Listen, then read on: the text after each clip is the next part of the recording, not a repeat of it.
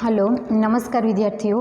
હવે ધોરણ 11માં વિષય સમાજશાસ્ત્રમાં ચેપ્ટર નંબર 2ની ચર્ચા છે એ કરવાની છે. ચેપ્ટર નંબર 1 છે એ આપણે જોઈ ગયા, સમાજશાસ્ત્રનો પરિચય, કે કેવી રીતે આખું સમાજશાસ્ત્ર છે એનો ઉદ્ભવ થયો. વિવિધ સમાજશાસ્ત્રીઓ છે એણે પોતાનો ભાગ બધો, એને પોતાનું જે કંઈ ભાગને જે કંઈ વિચારો હતા એ બધામાં સમાજશાસ્ત્રનો ઉદ્ભવ કરવામાં મોટી ભૂમિકા છે એ ભજવેલી હતી. તો આપણે સમાજશાસ્ત્રના પરિચય પછી ત્યારબાદ હવે સમાજશાસ્ત્રના મૂળભૂત ખ્યાલો છે એ જોવાના છે. એટલે ચેપ્ટર નંબર 2માં સમાજશાસ્ત્રના મૂળભૂત ખ્યાલો કેવા કેવા છે. હવે સૌપ્રથમ એવું કહે છે આપણને કે કોઈ પણ વિષય હોય કે કોઈ પણ વિજ્ઞાન હોય એના બધેના મૂળભૂત ખ્યાલો હોય જ છે, બધેના અલગ અલગ ખ્યાલો હોય છે. તો આવા બધા ખ્યાલો સમજવા ઉપરથી આપણે ખબર પડે કે બધા જ વિષયો કે પછી કોઈ પણ વિજ્ઞાન હોય એનું વિષય વસ્તુ શું છે એ આપણને એના ખ્યાલો ઉપરથી ખબર પડે. તો એવી જ રીતે સમાજશાસ્ત્રમાં પણ વિવિધ ખ્યાલો છે એ સમાયેલા છે, અને જેની ચકાસણી આપણે છે એ અભ્યાસ દ્વારા, જ્ઞાન કેન્દ્રીઓ દ્વારા છે એની ચકાસણી આપણે કરી શકીએ છીએ, જેથી કરી અને વિષય કે કોઈ પણ વિજ્ઞાન હોય એના વિષય વસ્તુની છે એ આપણને ખબર પડે. તો સમાજશાસ્ત્રના વિષય વસ્તુ કે સમાજશાસ્ત્ર છે એના મૂળભૂત ખ્યાલોમાં કોનો સમાવેશ થાય તો કે સમાજ છે, સમુદાય છે, સમૂહો, સામૂહિક ધોરણો છે, આ બધેનો સમાવેશ છે એણે સમાજશાસ્ત્રના મૂળભૂત ખ્યાલોમાં કરેલો છે. તો આજનો આપણો ટોપિક સમાજનો છે, કે સમાજ એટલે શું, સમાજની વ્યાખ્યાઓ સમાજશાસ્ત્રીઓએ કેવી આપી છે, સમાજના લક્ષણો આપણને આપેલા છે, કેવા કેવા લક્ષણો છે એ સમાજમાં રહેલા છે. તો જોઈએ ટોપિક આપણો કે સમાજ એટલે શું. તો સૌ પ્રથમ આપણે એનો અર્થ છે એ સમજીએ કે સમાજ એટલે આપણે જનરલી સમાજ શબ્દ છે એ આપણા જીવનમાં છે એનો ઉપયોગ છે એ કરતા હોઈએ છીએ, પણ સમાજશાસ્ત્રમાં કે કોઈ પણ વિજ્ઞાનમાં બધેના અલગ અલગ ખ્યાલો હોય છે. તો એવી જ રીતે આપણે તો વ્યવહારિક જીવનમાં સમાજ નામનો શબ્દ આપણે બધા રહીએ છીએ, શું છે, સમાજ છે.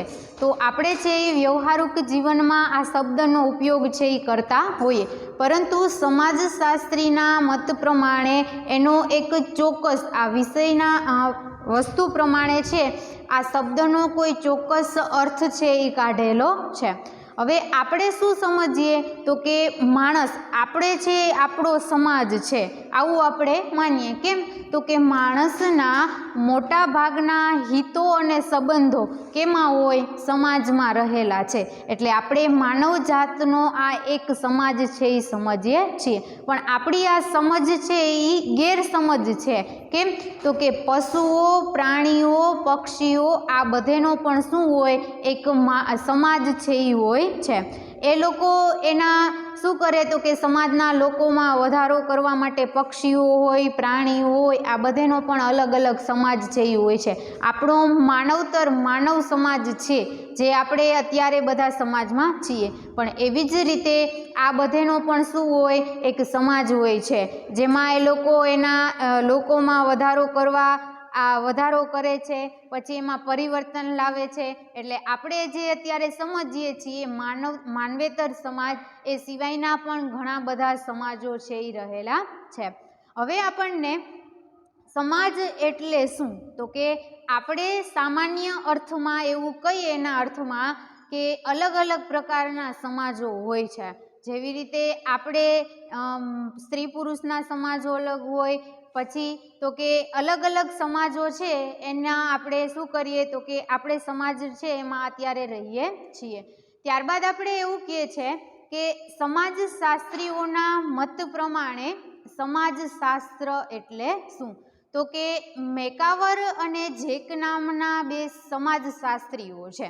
આ સમાજશાસ્ત્રીઓના મત પ્રમાણે સમાજશાસ્ત્ર છે એ શું કહે છે તો કે સમાજશાસ્ત્ર છે એ એક સમાજની પ્રસ્થાપિત કરેલી એક જેમાં પરિવર્તન લાવવા માટેનો એક સમૂહ છે એને શું કહે છે? સમાજ છે એ કહે છે. કયા સમાજશાસ્ત્રીઓ? તો કે મેકાઇવર અને જેક નામના સમાજશાસ્ત્રીઓ છે.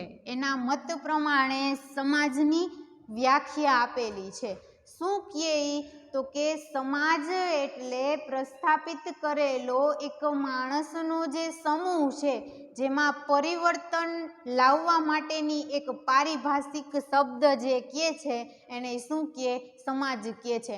માણસોથી પ્રસ્થાપિત કરેલો જેમાં સતત પરિવર્તન લાવે એને શું કહે છે? સમાજ કહે છે. એટલે આ સમાજનો અર્થ અને વ્યાખ્યા આપેલી હતી. આપણે જુદા જુદા વર્ગમાં જુદા જુદા સમાજો છે એ રહેલા હોય છે. ત્યારબાદ આપણે સમાજના લક્ષણો આપેલા છે કે કેવા કેવા લક્ષણો છે એ સમાજમાં હોય છે. તો આપણે પહેલું લક્ષણ કહે છે સામાજિક સંબંધો, કે આપણે ખબર જ છે સમાજમાં અલગ અલગ પ્રકારના સંબંધો છે એ ધરાવે છે. જેમ કે રાજકીય, આર્થિક સંબંધો છે, માનવતાના સંબંધો છે, આ બધા સંબંધો છે એનો સમાવેશ છે એ સામાજિક સંબંધોમાં કરવામાં આવે છે. ત્યારબાદ આપણે એવું કહીએ છીએ સમાનતા અને વિભિન્નતા. સમાનતા અને વિભિન્નતામાં શું કહે છે? તો કે આપણે બધા એક માનવ છીએ એ સમાન છે, પણ માનવીમાં પણ શું જોવા મળે છે? વિભિન્નતા જોવા મળે છે. હવે આપણા સમાજમાં આપણે બધા માનવ છીએ સમાન, પણ સ્ત્રી અને પુરુષ આ બેમાં શું જોવા મળે? વિભિન્નતા. હવે વિદ્યાર્થીઓ હોય બધા વર્ગમાં એ એક માણસ છે એ એક સમાન છે, પણ જુદી જુદી જ્ઞાતિના છે એની વય મર્યાદાઓ છે એ બધેમાં શું છે? વિભિન્નતા છે. એટલે સમાજ છે એ એક સમાનતા અને વિભિન્નતા ધરાવતું છે એક સમાજ કહેવામાં આવે. પછી શું કહે છે? જુદા જુદા જૂથો અને પેટા જૂથો. હવે એમાં જુદા જુદા જૂથોનો સમાવેશ થયેલો છે. કેવા? સાંસ્કૃતિક છે, રાજકીય છે, આર્થિક જૂથો છે, માનવીય જૂથો છે, સામાજિક જૂથો છે. આ બધા જૂથોમાં છે એ વિવિધતા છે એ જોવા મળે છે. ત્યારબાદ કહે છે સામાજિક નિયંત્રણો, કે માણસને કયું કાર્ય કેવું વર્તન કરવું અને કેવું વર્તન ન કરવું આ એના મગજ ઉપર છે એ આધાર રાખે છે. તો એ સામાજિક નિયંત્રણ કહેવામાં આવે છે. અને સાતત્ય એટલે સામાજિક નિયંત્રણને ટકાવી રાખવા માટે સાતત્ય પણ શું છે? જરૂરી છે. અને સાતત્યની સાથે સાથે શું જરૂરી છે? પરિવર્તન લાવવું એ પણ શું જરૂરી છે. એટલે આ સમાજના આ 6 લક્ષણો આપણને આપેલા હતા. સમાજનો અર્થ, સમાજની વ્યાખ્યા અને સમાજના લક્ષણો. કે સામાજિક સંબંધો અલગ અલગ છે એનો સમાવેશ થાય. સમાનતામાં પણ શું છે? વિભિન્નતા. સમાનતા છે પણ એમાં શું જુદા જુદા શું જોવા મળે? વિભિન્નતા છે એ જોવા મળે. જુદા જુદા પ્રકારના જૂથો પણ જોવા મળે. સામાજિક નિયંત્રણ છે તો જ આપણો સમાજ છે આ બધામાં જુદા જુદા નિયંત્રણો જોવા મળે એટલે આપણું આ સામાજિક જીવન છે એ શક્ય છે. પછી તો કે આ સામાજિક નિયંત્રણ ટકાવી રાખવા માટે એમાં સાતત્ય પણ જરૂરી છે. અને સાતત્યમાં શું હોવું જોઈએ? પરિવર્તન પણ હોવું જોઈએ. એટલે આવી રીતે સમાજશાસ્ત્રમાં સમાજમાં છે એ જુદા જુદા પરિવર્તનો અને જુદા જુદા લક્ષણોનો સમાવેશ છે એ કરેલો છે. ત્યારબાદ આપણે એવું કહીએ છીએ હવે સમુદાય કોને કહેવાય? અને સમુદાય છે એનો અર્થ આપેલો છે. પછી સમુદાય છે એના લક્ષણો છે એ પણ આપેલા છે. તો જોઈએ આપણે સમુદાય એટલે શું અને સમુદાય કોને કહેવાય. તો કે આપણે ઐતિહાસિક દ્રષ્ટિએ, ઐતિહાસિક સંદર્ભમાં જો જોઈએ તો માણસનો વિકાસ છે એ કેવી રીતે થયો? તો કે એક ભટકતો, જે શિકાર કરતો ભટકતો તો સૌપ્રથમ ક્યાંય એનું પ્રસ્થાપિત રહેવા માટેનું કોઈ એક નક્કી કરેલું સ્થળ હતું નહીં. સમુદાય એટલે રહેવા માટે જે નક્કી કરે છે, જ્યાં પોતાનું શું કરે તો કે પોતાનો વિકાસ કરે, પોતાના ધ્યેય અને હેતુઓને, મોટાભાગના ધ્યેય અને હેતુ જ્યાં સિદ્ધ કરે એને શું કહેવાય? રહેવા માટેને સમુદાય કહેવામાં આવે. તો કે આપણે ખબર છે ઐતિહાસિક દ્રષ્ટિએ જો જોઈએ તો માણસનો વિકાસ જ્યારે થયો ત્યારે માણસ છે એ શિકાર કરતું એક ભટકતા પ્રાણીની જેમ ભટકતું હતું. એને રહેવા માટે ક્યાંય કોઈ એક નક્કી કરેલો સમુદાય હતો નહીં. ત્યારબાદ એને કોઈ નક્કી કરેલું જે એક સ્થળ જ્યાં રહે છે એ જે પસંદ કર્યું છે એને આપણે સમુદાય તરીકે છે એ ઓળખીએ છીએ. તો આવા સમુદાય છે એ સમાજશાસ્ત્રીઓના મત પ્રમાણે કેવા હોય તો કે આ બે સમાજશાસ્ત્રીઓ સમાજ અને સમુદાય આ બધેનું વર્ણન છે એ કરે છે. તો સમુદાય પણ છે એ મેકાવર અને આ જેક નામના જે સમાજશાસ્ત્રીઓ છે આ બેના મત પ્રમાણે સમુદાય એટલે શું તો કે કુટુંબના કોઈ પણ નાના કે મોટા સભ્યો એના મોટા ભાગના ધ્યેયો, મોટા ભાગના કાર્યો જ્યાં પૂર્ણ કરે છે એને આ બે સમાજશાસ્ત્રીઓ સમુદાય તરીકે ઓળખે છે. કે સમુદાય કોને કહેવાય તો કે નાના મોટા કુટુંબના કોઈ પણ સભ્યો જ્યાં મોટા ભાગના પોતાના હિતો જ રહેલા હોય, પોતાના જે ધ્યેયો રહેલા હોય એ પૂર્ણ કરે એને શું કહેવામાં આવે? સમુદાય છે એ કહેવામાં આવે છે.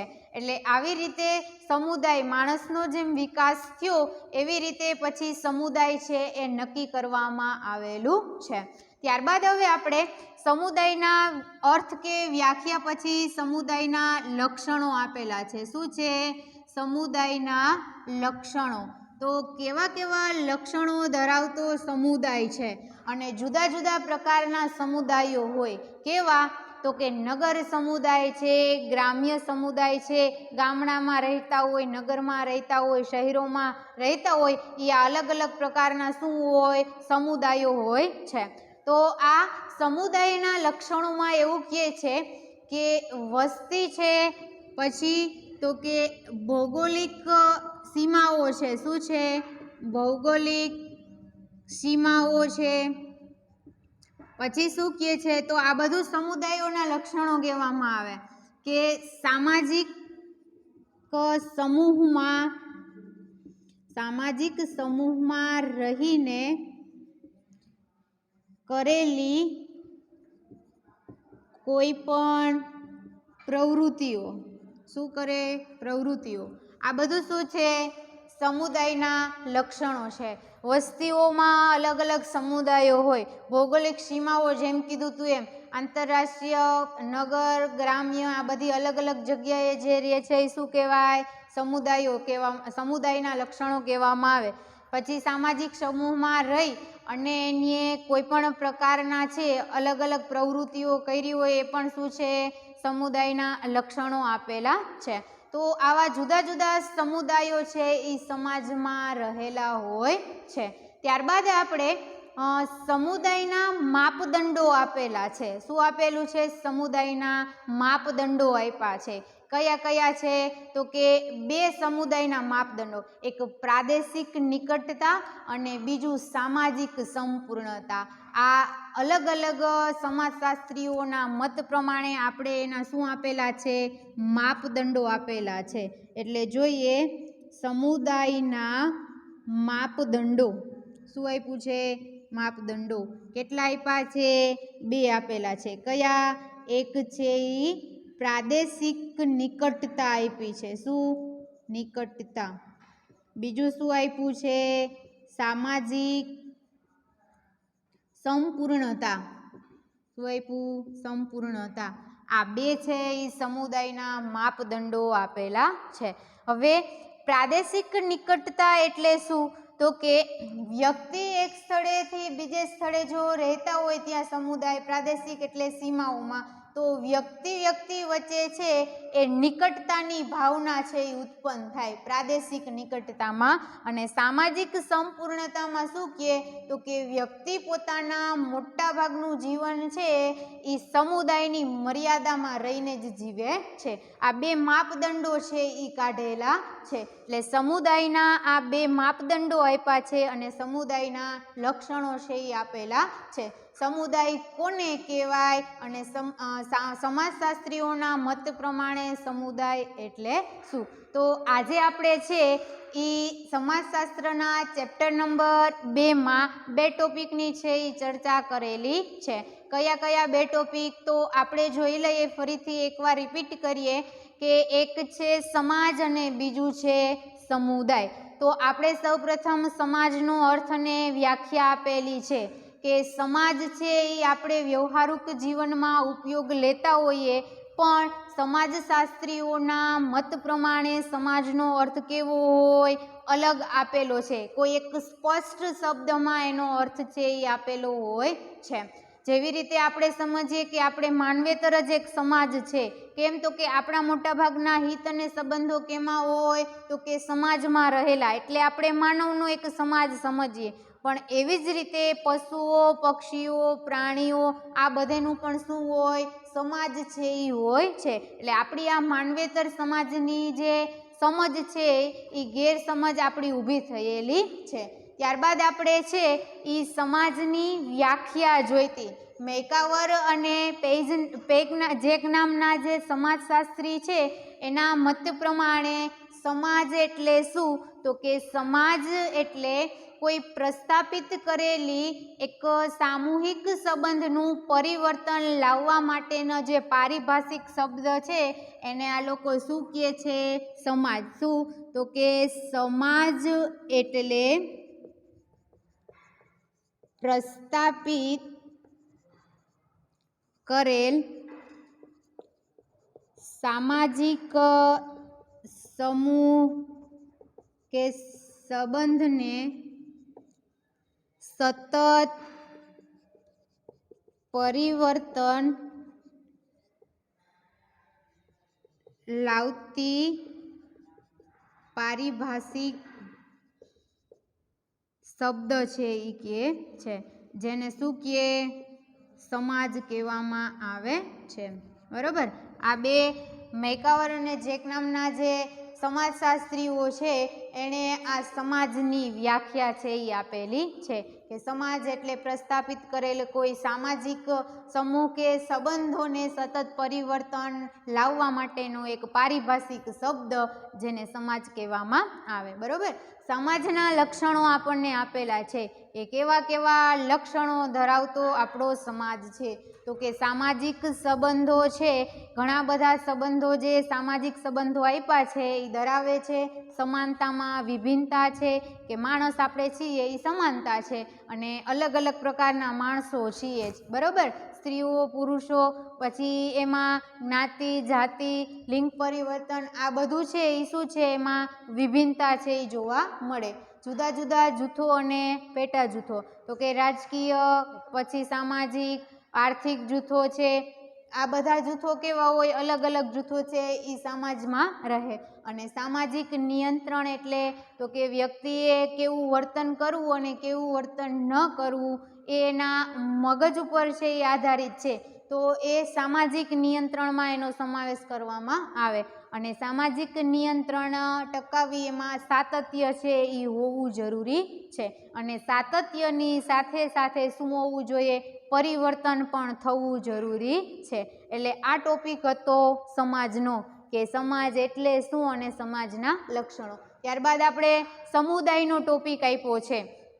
સમુદાય એટલે તો આપણે કીધું હતું એ પ્રમાણે કે ઐતિહાસિક સંદર્ભમાં જોઈએ તો માણસ છે એ શિકાર કરતો ભટકતો હતો, ક્યાંય એક રહેવાનું સ્થળ હતું નહીં. ત્યારબાદ એ ધીરે ધીરે શું કર્યું તો કે ત્યારબાદ ધીરે ધીરે રહેવા માટેના કોઈ સ્થળ છે એ નક્કી કર્યા, જેને શું કહેવામાં આવે? સમુદાય કહેવામાં આવે છે.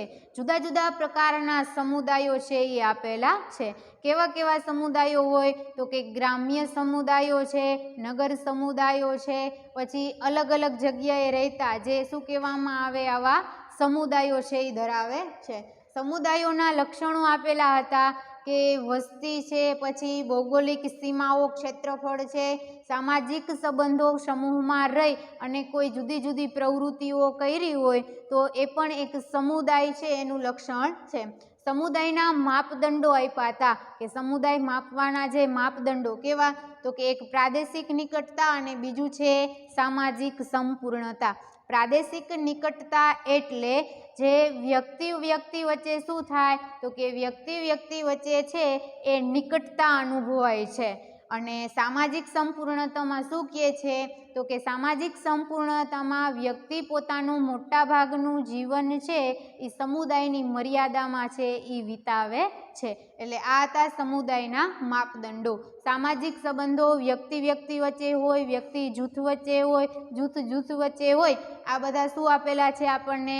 સામાજિક સંબંધો, જે સમાજનું લક્ષણ છે. તો આજનો આ ટોપિક છે એ શું કરવામાં આવે? પૂરો કરવામાં આવે. હવે આગળના લેક્ચરમાં હવે પછીના આપણે છે એ સમૂહો અને સંસ્કારો જે બધાના મૂળભૂત ખ્યાલોમાં જેનો સમાવેશ કરવામાં આવે છે એની ચર્ચા છે એ કરવાની છે. એટલે આજનો આ ટોપિક છે એ પૂરો થાય. સમાજ અને સમુદાય છે એ સમાજશાસ્ત્રમાં કેવા કેવા હોય છે અને સમુદાય છે એના સમાજશાસ્ત્રીઓના મત પ્રમાણે પણ સમુદાય કેવો આપ્યો છે?